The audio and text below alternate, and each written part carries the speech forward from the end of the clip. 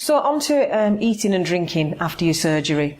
You will have seen videos from the dietitian telling you in great detail about what you need to eat and at what stage you need to eat it. I think from my point of view as a nurse, a lot of the common queries that I get from patients are that they feel sick, they can't eat, they're struggling to drink the required amount of fluid. The one tip I would give you is take every day as it comes. As you know, for the first 2 weeks you're on liquids only. So you are on supplement drinks, milkshake drinks, soups without any lumps in. But the trick is to sip. What you've got to remember is that you've got a very small stomach pouch or a very small, thin stomach. And it's probably, you need to get out of years and years and years of putting food into your body very, very quickly. So you need to take it slowly. You have to bear in mind that if you do fill up too quickly, it will happen very fast and you may need to be sick.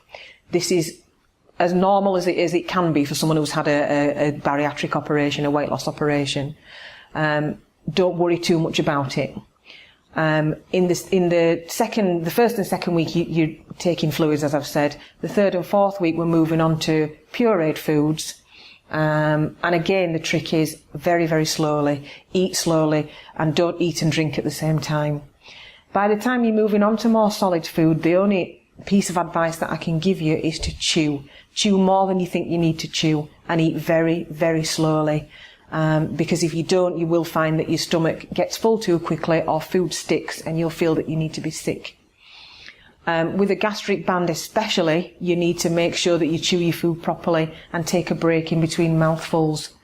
Because if you don't, you will suffer quite bad bouts of pain in your epigastric area. And obviously that can be quite worrisome.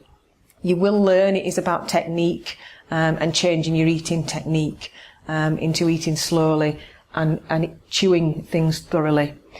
One thing that you may find is that foods that you could always eat, you may not be able to eat anymore.